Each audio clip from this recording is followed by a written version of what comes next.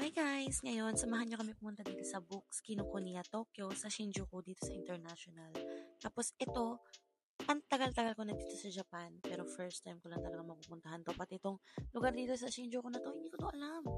Yan o, kasama ko ngayon din nakits ko dahil nga Hariyasami na, which is spring break na nila. At hindi ko din talaga alam itong lugar na to. So, mas better na may kasama tayo. So, ayan, kahit na Junakis lang yan. Chikitings. Ayan, nakikita na natin yung building na pupuntahan natin, which is yung Minituri, ayun o, yung Kinokuniya, na may kanji na yun. Ayan, naliligaw-ligaw pa nga kami. Tapos, ayun, push yan. Pull yun. Hindi push be, ha. Oh. Ayan, tapos, ayan, napupunta tayo sa 6th floor. Nandito siya 6th floor. Tapos, ayan o, guys, tingnan nyo. Napakadaming books. At lahat yan, English or Vietnam, basta may mga ibang language din, pero more on English talaga. So, nakaka-overwhelm talaga. Tapos, ayan, may nakita pa kaming ganyan. No? Kaso, nakatalikod eh, so hindi pwede mag-picture. Tapos, eto na nga, oh. Ayan, oh, nakikita nyo ba yan? Yan yung gusto kong bilhin. Harry Potter sana na yung set. Which is, ang mahal pala niya talaga, no? Which is, eto, parang nasa mga Ichimang Yongsen. Siguro Yongsen. Oh, parang 17k yen. Tapos, yung magandang yun, yung ganyan, yung may takip, yung sa right side. Yung sa right side na hinawakan ko, is, nasa sangmang 3 lampad siya. Kasi nga, ang ganda ng mix. Gusto ko talaga siya. Although, nakakita ko na yan lahat. Pero, sabi nila, iba kasi yung sa libro. So, tingnan natin. Although, na-feel ko na yun talaga. Kasi before, binasa naman talaga ako na, hindi ko alam na may movie siya. Pero, ang ganda niya talaga sa libro na. Appreciate ko yung libro. Tapos, nung pinanood ko siya sa movie, parang, may mga cutscene kasi. So, parang hindi na pinakita kasi nga, syempre, hahaba. So, tapos, nafe-feel mo siya. Tapos, ito pala, nakita niyo yun na, before coffee gets cold. Japanese yun, which is, na-curious ako doon. Gusto ko siyang basahin, pero in English. Kasi, mas natotolerate ko yung napakaraming alphabet kaysa napakaraming kanji. Alam niyo yun? Parang isang page pa lang ata ng Japanese book. Parang, nakakahilo na, hindi ko na kaya. Although, nababasa naman talaga natin siya. Pero, ko ba? Kaya lang natin talagang matolerate dahil doon tayo sanay. Ito, nakita niyo yan, yung mga yan. Nakikita ko yun sa mga review, magaganda daw. Pero dahil nasa safe zone tayo, dahil hindi naman tayo yung parang bookworm talaga, nag-i-start lang tayong magbasa. Diba? Which is a good thing. Pero doon muna tayo sa safe zone natin. Kasi nga, malay mo din. By hype ka lang, hindi mo naman kaya basahin. Design lang. Kasi ang mahal-mahal ng English book. Ito talaga ang pinunta ko pala dito. Yung bagong release ng Hunger Games. Pero dahil sold out sila, edi next time na lang. Tapos yung mga yan, napanood ko na din naman kasi talaga sa movie. Pero syempre nga, gusto ko rin naman basahin. Pero hindi ngayon. Tapos ito, nakita nyo ba yan? Yung The Beast We Bury daw. Ang ganda, di ba? Hardcover siya. May design yung gilid. Pero yung paper cover is normal lang. Ang ganda talaga ng cover niya, pero huwag tayong papadala. Kasi nga, like what I said nga, kasi nga, may list tayo, may priority tayo na gusto natin basahin muna. So, doon muna tayo sa mga kaya natin basahin. Hindi yung mga mag-explore tayo tapos hindi naman natin mababasa. Pero, maganda rin naman mag-explore. Pero wag muna ngayon. So, ito nga, nakita ko pa nga itong Twilight. Gusto ko rin basahin yan. Gusto ko rin i-collect yan. Pero, ganda kasi talaga din. Diba, nakakilig. Oh. Tapos, ito, gusto ko rin pala itong kunin sana. Kaso, parang comic style ata siya. Pero na-curious ako dyan. Actually, before nakita ko sa Instagram ng Kinokuniya, parang yung author niyan is pumunta dyan para pirmahan. May mga sign. Pero wala nang mga copies. So, ayan. Naghahanap-hanap na nga tayo. So, ito na nga. Makita na natin. Ang isa rin sa ating gustong bilhin. Itong Deep End. Sabi nila, spicy daw yan. Which is, makikita mo naman sa cover pa lang. Tapos, ang ganda talaga ng cover. Pati yung gilid-gilid din niya, parang nasa dagat ba yan? O pool ba yan? Ano ba yan? Tapos, ang ganda. Tingnan mo naman. Diba? Parang nakakaakit basahin. Tapos, maganda yung review niya. 2025 ata ang release. So, ayan. Naghahanap-hanap tayo ng mga gusto natin basahin. Or, curiosity lang. As ito pala. Bagong release din daw ito. So, series daw to eh. So, hindi ko sure. Tapos, ang kapal niya.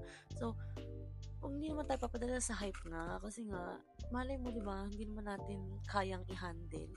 Sayang lang, kasi ang mahal-mahal din. Tsaka, series yan, diba? Ito yung parang series ni Ata. Nagtaka lang ako na, bakit ang liit nito? Tapos, ang laki nung isa, hindi ba mas maganda kung parehas ng size? 'Di ba? As a collector ba yung mga gaganyan magko-collect? Parang, ibang size as in ba, 'di ba? Parang may ganun dun. Or ewan ko lang, ako lang ba yun? Siguro ako lang yun, 'di ba? O, tas eto na nga, ikot tayo ng ikot, 'di ba? Hanap ako ng hanap kung nasan yung gusto ko. Kasi nga, may mga lista lang ako ng gusto kong bilhin. So, hindi ko siya makita. At na-realize ko, nandun nga pala ako sa new arrivals, 'di ba? Ang hinahanap natin is fiction. Yan. Pero wala tayo sa fiction dyan. O, tinitignan-tignan ko pa ngayon, ano ba itong mga to? Ito ata is non-fiction ata itong mga to. Pero, wala basta wala akong alam. Yun na nga. So, titignan ko lang, baka mamaya may kilala ako dyan, di ba? Oh, kita nyo yan? Hindi natin alam yan. So, aside from that, ito na nga, dumating pa tong isang aking Junakis na sabi niya, Mama, tignan mo to, ang ganda oh. So, nararamdaman ko na nga, nagpaparamdam na siya na, bilin mo. Pero, yan, pinapakita niya nga Lego kasi mahilig kasi siya sa Lego. Pero dahil kumuha na kasi siya ng Harry Potter, sabi ko, magkano ba yan? So, nung tinignan ko yung price, Diyos miho, nasa 8,000 yen. So, diba, halos mag-iisang lapad na siya.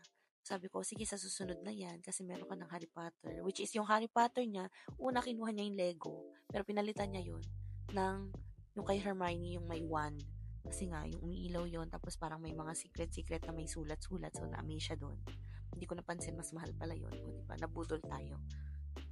Tapos, ito na nga, naghanap-hanap ako. Tapos, ito, comics ba to? Kasi nakalagay dito is ibang languages. So, ito, Spanish nga yan, no? Diba? Translate sa Spanish. Tapos, yung part dun sa dulo dun is may mga may mga Vietnam books, may mga Chinese books. So, iba-iba talaga. Meron pang French books eh. So, napakadaming language na pwede mong bilhin, pero mas madami talaga yung English. So, ito na nga. Nakita ko na ang ating corner, mga fictions, crime, thrillers, horror, tsaka romance. O, diba? Andiyan na tayo. Actually, may nagustuhan ako dito sa mga horror na to. Pero, inisip ko, sa susunod na, pagtapos na ng mga libro. Kasi takot talaga ako sa horror. Pero gusto ko talaga yung horror. Pero pag sa movie kasi, siya nakakatakot. Ewan ko sa libro. So, nakakatakot ba? Before na-try ko na magbasa yung, naalala niyo ba yung sa Pilipinas, yung Meaning? Yun, nagbabasa ako noon dati sa mga libro na yun. Tapos, ito na nga yung favorite natin, mga Wattpad na dati. Diba? So, dun tayo sa romance. Ito na, curious din ako dito. Yung sabi nila, Icebreaker. Maganda rin daw yan. Pero, nakikita rin ako na review, parang friend zone. So, parang, yun na yung story. Parang ganun. So, medyo alanganin tayo dun. Tapos, meron ako mga gustong bilhin talaga. Ito, gusto ko yung Happy Place na. Gusto ko talagang bilhin yan eh. Tsaka yung, yung Beg, Borrow, or Steal. Ito, maganda rin daw to. May nagsabi sa akin maganda raw siya. Pero sa susunod na.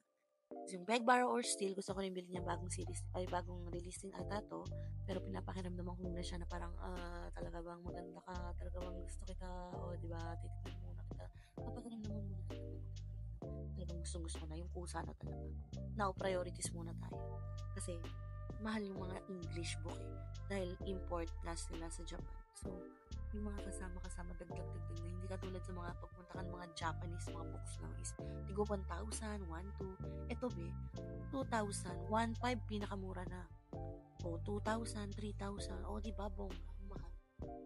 O, tapos ayan, hinahanap ko talaga yung mga yung gusto ko, hindi ko siya makita. Tapos nag-aya na nga ng toilet yung ko dyan. Tapos pag hirap namin sa escalator, ito na. Nakita ko dito sa mga ranking. Number 3 siya na fiction, itong The Midnight Library. Yan ang gusto kong basahin dahil maganda daw yan. Tapos pati yung iba, nanghingi na ako ng tulong dyan sa mga staff nila. Tapos ayan, nagbayad na kami, pauwi na kami. Ito na pala yung binili niya. Yan, diba, excited na nga siyang buksan yan. Kaso wala nga kaming gunting, kaya hindi niya naalis yan. So, sabi ko, hintayin na lang niya makauwi sa bahay. Ni akin, diba, naka 6 books din ako. Ito na, papakita ko na sa inyo anong mga nabili natin. I'm so excited na basahin itong mga to. Pero may binabasa pa ako ngayon, which is yung Best Vacation Ever na Wattpad stories ata yun. I'm not sure. Nabili ko siya ng magkano lang sa Amazon dahil sale siya. Tapos pagkabili ko, the next day, pagtingin ko, boom, 2,000 yen ata na ulit siya. Hindi na siya sale. So, nabili ko lang siya ng 528, mga ganon. Diba, ang mura? Currently, binabasa ko yon. So, nasa middle pa tayo. So, hindi ko sure. Parang romance yun eh. Pero, nandun ako sa, kailangan ko ba itong tapusin? Parang hindi ko siya masyadong nai-enjoy kasi mas excited nga akong basahin tong mga to. Tapos, ito yung hinahanap ko. Pinahanap ko pa yan dun sa staff, yung yellow face. Which nagulat ako kasi hindi siya yellow. Kasi yung iba ko nakikita ang book yellow yan. Pero, gold siya. Yan lang ang meron sila. Tapos, ito na nga yung deep end. Isa yan. Sa mga gusto natin basahin. Hindi ko, so, ano ko siguro to. Lalagay ko sa papel. Tapos, titingnan natin kung anong mabunot ko doon yung una ko babasahin. Kasi, mas di ba nakaka-excite yung ganun. Oh, ayan. Tapos, tingnan nyo naman yung price, di ba? O, magti 3,000. 2,849 yen. O, 2,849 yen. So, magkano na yan? Tapos, ito, Japanese talaga to. Pero, gusto natin siyang basahin sa English. Which is, naging mahal na sa 2,913 yen na siya. O, diba? Pag sa Japanese book ata, nasa 1, 2, 1, 5. Siguro mga ganun lang yan. I'm not sure. Kasi ito, The Midnight Library. O, diba? Hindi ko talaga alam kung anong gusto kong basahin. Basta i-raffle na lang natin yung raffle talaga yun. Ito rin, mahal din to eh. Pero nakita ko to ata sa Amazon is nasa 2,000 lang ata to. Pero dahil gusto ko na siyang bilhin. Tagal kasi pag sa Amazon eh. Parang hindi na ako makapaghintay. Ano pa pata? Tapos, ito rin pala. Ito rin. So, gusto ko rin itong basahin. Tapos, sabi nila maganda daw kasi mga sulat nito ni Ali Hazelwood. So, excited na rin akong basahin ito. Isa to. So, excited natin basahin. Tapos, ito, last but not the least, itong Oggy and Me. Yung Wonder, favorite ko to. Binasa ko, grabe. Talagang 5 stars sa akin yun. Kaya naganap talaga ako ng next na itong series na to. Kasi, curious tayo dyan sa feelings ng ibang kids. So, yun na nga ang lahat ng ating nabili. So, thank you for watching at more books to come.